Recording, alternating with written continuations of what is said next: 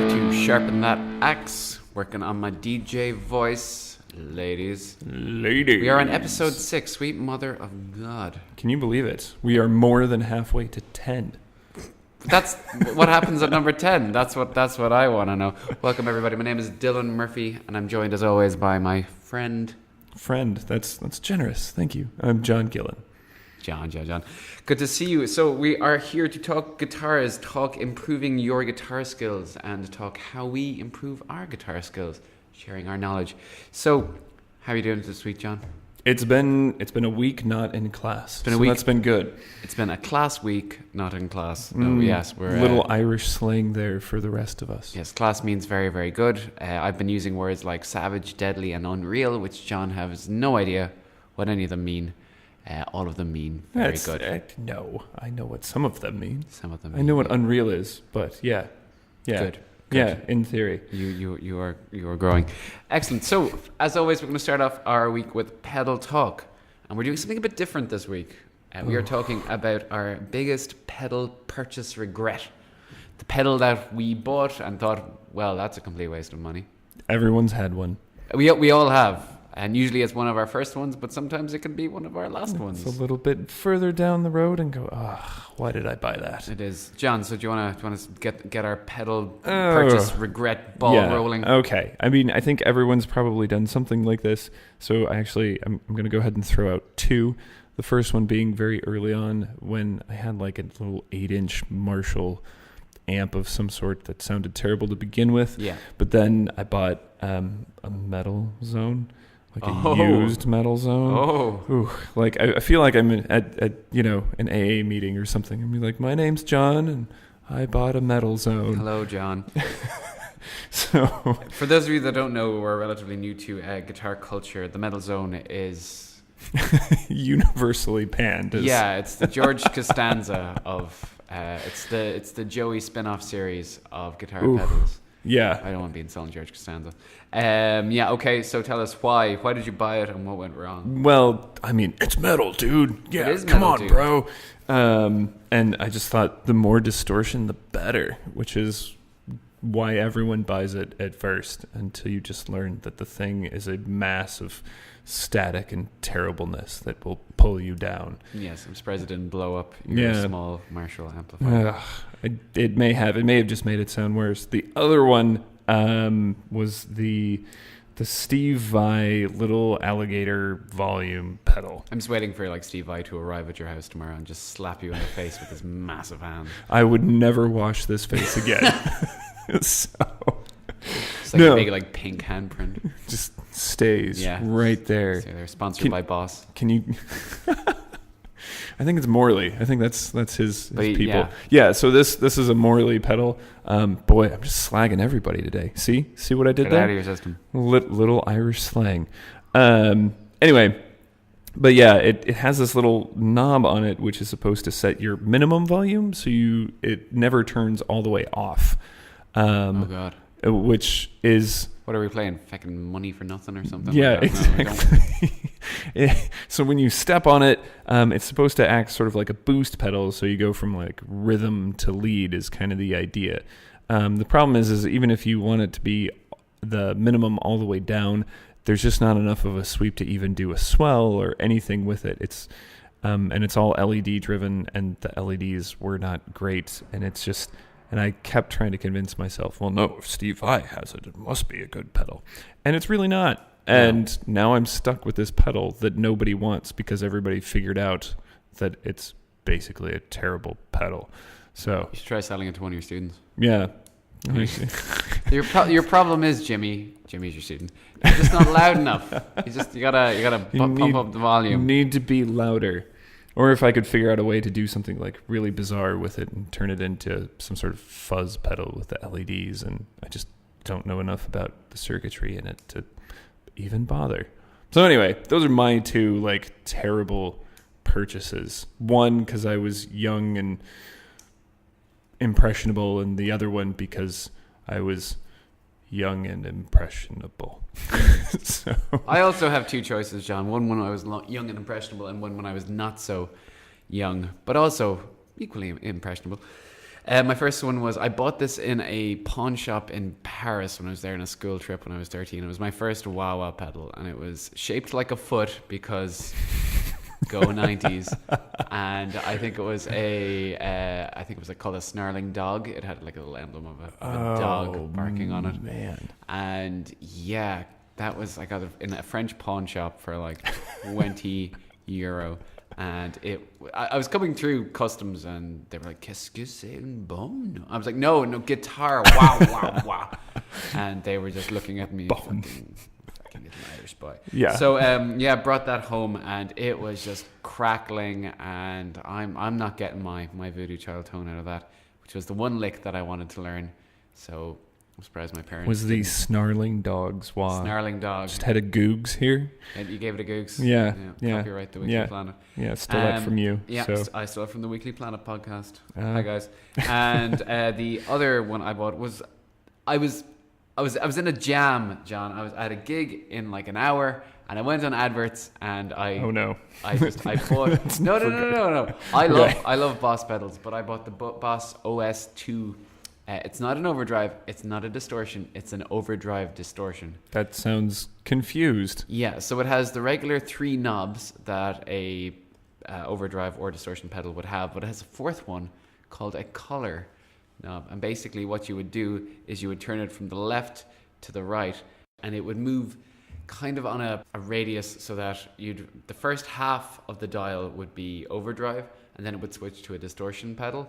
So you could basically get the worst of both worlds, because neither one of those is very good. I think I got it for 40 euro off somebody on adverts, maybe about 40 seconds before a gig, and I was not happy because something about it did not go with my beautiful, clean Fender Blues Junior. And, I managed to hawk that baby in a cash converters because I just didn't want it on my board anymore. Because everyone's like, no, I'll give it another chance. No. If you're ever unsure, you can always trade it in and get some money off another pedal. Don't keep something that you're not satisfied on. So yeah, those are our pedals of regret. I feel right now that I should. Yeah, we're still doing great without the soundboard, which is it's something we can't really invest in right now. So now moving on to our main topic of the week, which is something a bit different again. We're really stirring stuff up this week. Is guitar channels. Yeah, the whole pot. Guitar channels that we learn a lot from on YouTube. So YouTube, for me, as a guitar player and guitar teacher, has been an extremely important asset in learning and teaching. So for everything, technique, absolutely, music, John. There's loads of stuff out there. I mean, and as a teacher, and a player, there's always something to learn or to use. So what's the point? Let's just stop now. Yeah, exactly. So what are your two? Well, how about I do one and then you do one? Okay, we could do that. The old back and forth. There's a guy named Chris Zupa in Australia who I really like his style. He's got a really kind of friendly approach, but basically what he does is... Plus he has the Australian accent. He does. Crikey. He does... Oi! Yeah, he does it's a stupidly brilliant idea. He just takes a solo and he just breaks it down into sections. And then he has little tabs at the end of each section so you can play along, and he breaks it down the speed. Oh, cool. And I think he's figured them all out by ear. Wow. Yeah, and they're pretty much like note perfect if you listen amazing. to the song. So yeah, what have I learned off that? I learned Crazy Train off that, and I learned he did the whole Hotel California. Oh, wow. So I would take, what was great is because he broke them down into sections. I would take a section a day. It was like 6 sections. And then within a week, by the end, after listening to him, watching him for like half an hour and then practicing for like an hour, after about a week, I'd had the whole solo. Well, and now YouTube's got the little slow it down feature. Yes, we talked about that last week. So, if you want to check that out. How about you? Can you think of a channel? I would say one of the ones more recently that was kind of influential, and it's less, I'd say, direct as this Chris Zupa, which I'm gonna have to check out now. I haven't seen this guy, but Troy Grady's Cracking the Code channel. Oh, really, John? And where did you learn of this Troy Grady? Well, I arrived in this foreign magical land called the Emerald Isle or something. It's full of leprechauns and 4-leaf clovers. And Anyway, Dylan here actually introduced me to it. He was like, "Really, you got to check it out." And then some weeks went by, and I forgot about it. And then I was like, "Really, you should check this out." And he said, "Yeah, I showed that to you like 2 weeks ago." I was like, "Oh man, this Masters is wrecking my head." That's my excuse for everything at this point. It focuses primarily on the right hand and picking technique, and he goes through a whole bunch of his own discoveries initially onto how players did these fast runs, essentially with their alternate picking, and then going on. Now he's sort of past his storytelling mode of how he figured all this stuff out. Yeah, it should be mentioned that part of his series is called Cracking the Code. Right. And it's basically like, I don't know what the production values are on it, but it's insane. He'll have the story of A.D. Shred guitar like told through these amazingly really concise and pretty illustrations that are done. Cartoons, pretty much. They're all nice little cartoons. Of all like rock gods, and every episode would be a different guitar player. And it was great. Cracking the Code by Troy Grady is a great resource to have just in building up your right hand speed. Agreed.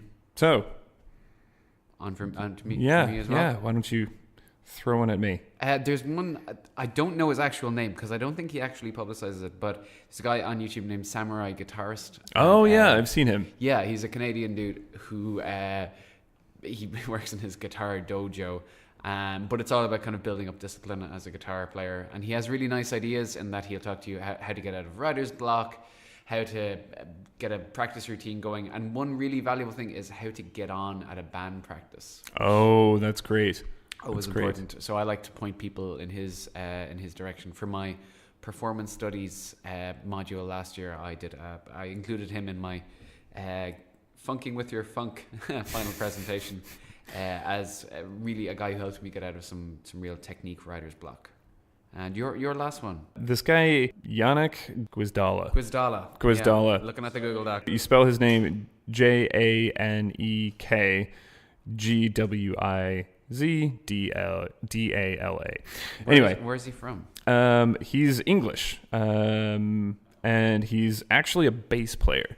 But the interesting thing is... Sacrilege. Oh, I know. Shh, don't tell anybody. He's a... He talks a lot about practicing, recording, touring, like all these different things. So there's a lot that he has going on there that I think makes a lot of sense. It's easy to work with, and he has some good advice just on building practice routines and things as well. So I've enjoyed it. Nifty. Well, we can move on now to what we've been listening to. So, John, a bit of a morbid start you have for us with your what you've been listening to. Yes. So for those of you who don't know, Alan Holdsworth passed away on April 15th. So if you don't know who he is, you should Google him right now. Check it out. He plays funny guitars. That's all I know about. He does play funny guitars. And a lot of his music, admittedly, can be sort of difficult to listen to because it's sort of in that weird, like, 70s and 80s jazz fusion synthesizer sound, which is not for everybody. But he's a monster guitar player. He influenced everybody that you can name: Dimebag Darrell, Yngwie Malmsteen. Okay. So if you want to go 80s shred, 90s shred, contemporary players, everyone's going to point to him as being, including Steve Vai, Joe Satriani, like the legato guy, the guy to go to for legato. And so I decided, I'm not going to say I'm a huge fan of his music. I have like 3 albums, but That's okay. Yeah, he's a monster guitar player. And so I went through and I've been listening to Secrets from 1989, and just really the first 2 tracks. The second one is the title track, and he's got a monster solo in there. It's probably one of the lesser sort of synthesizer sounding albums. Going back to the whole masturbatory instrumental album title kind of pattern that we've been seeing. Secrets. He Secrets does have is the name of a strip club here in Cork, just so you know. To be fair, there are some vocals on this album as well. It's not a big secret here. Yeah, okay, good. I did like what you played for me a little bit because we had a listen right before we started. But just a few things, just the guitar tone. It's just I couldn't do it, man. It's 280s. Yeah, I totally understand. I'm not going to disagree, but the shredding is amazing. So at least check it out for the for the guitar. Alan Holdsworth, everybody. There you go. Well, I'm going to go something a bit different. So for the last 2 weeks, I went to see one of my favorite bands, and so I Watch You From Afar. Belfast post-rock gods play in the Roisin Dove on Saturday night, and God, I'm old. God, I'm getting old. Just I have not made for the mosh pit atmosphere anymore, but I stuck it out. Gosh darn it! And it was great. These just 2 guitarists, bassist, drummer. Not exactly vocals. They'll get these like crowd sing-alongs going, and just monster pedal boards as well. So just seeing them up close, because I was up at the front, and when we went up there, some massive lad from Belfast was like, "Welcome to the front," just like he like this is war, and that he had done it a while. So I've basically been listening to them a lot. There's not a lot of instrumental post rock I can get behind, but I can get behind these lads because they're the ones who kind of introduced me to it. So them, and Excellent. then through them I found Adebisi Shank and Enemies and so many Redneck Manifesto, so many great Irish kind of heavier posty rocky bands. So cool. Yeah, very absolutely. cool. Check them out. Gangs is the album to go to. Gangs. So what have we been working on? So John. All right. Well, sticking with the Alan Holdsworth theme, I came across his solo from an album he did with Derek Chernian. So Chernian is former keyboard player for Dream Theater. He's played with Alice Cooper. He was actually in Wayne's World. Party on. Funny, you just mentioned him, and we were looking him up beforehand. I actually saw him play with Joe Bonamassa. Oh, really? Ago. Yeah, in a super group called Black Country Communion. Oh, yeah. That also had Jason Bonham, John Bonham's son. Yeah, that's right. Yeah, he is actually one of the founding members of that as well. So, of course, that's sort of Joe Bonamassa's band, quote unquote. But so, why are you learning? Why are you learning it? Like I said, he's known for his legato licks, and so I kind of wanted to see or revisit, I should say. I've learned a couple in the past, but this one in particular is interesting, and it's very stereotypical of him. There's massive stretches high up on the fretboard, where you're spanning 5 frets, 6 frets, that sort of thing. It's leaping between the 19th fret, and then string skipping and all these other sorts of things that he's got going on. So there's a lot going on in the solo. Big interval jumps, the whole thing. So I just figured I only took like 2 measures of it and was like, this is a cool lick. I'm going to see if I can figure out at least what's going on. But yeah, that's been the key thing. Solid picking and choosing. Yeah, exactly. Because you don't want to play this kind of music, do you? I know I don't. Yeah, not. I just take whatever you can from wherever you find something cool, and then put it into your toolbox. That's kind of my approach. Yeah, you can kind of take something from anything you find out there. I think so. Yeah, I've been. I haven't been so much. I've been taking. My practice routine has just gone to absolute hell, despite our classes not being a thing anymore. Yeah. Hallelujah. Yeah. So. Like we practiced. So I actually have gone back to, I went back to Limerick last weekend, and my grandmother was there, and she had 2 months worth of Guitar Techniques magazines for me. Favorite grandchild. Oh my gosh. Suck at the rest of you. So one has the headline is all the blues chords you'll ever know. So you'll ever want to know. So I'm interesting. Yeah, you think the blues, you don't think chords, but right. It's got all these really, really pretty kind of Robin Ford voicings. Oh, that makes a lot of sense. All the 7th voicings. So yeah, it's very cool. And it's just spicing things up. So that's where I'm going. Guitar Techniques, if anybody doesn't know, it is the best guitar magazine by there. far. Absolutely by far. I used to be a total guitar head when I was like 14, when that was all right. Yeah. But they're just, hey, you want to learn Don't Look Back in Anger? No, I don't. Give me something else, because that's all you guys publish every month. I'm slamming my hand on the desk. For those of you that can't see. Yeah, a very valuable resource is Guitar Techniques magazine, because whatever you get, and it comes with the CD, so you can learn what you hear, break it all down, using the amazing slower downer. And yeah, no, it's a good, valuable resource. Hopefully, comfy segue. Hopefully, this has been a valuable resource for you, John. Have you got anything else to say to other people? I don't think so. Other than no. I thought maybe I had something. Just no. I don't have a final. I don't have a closing quip. I should, but anyway, stay sharp, my friends. Stay sharp, my friends.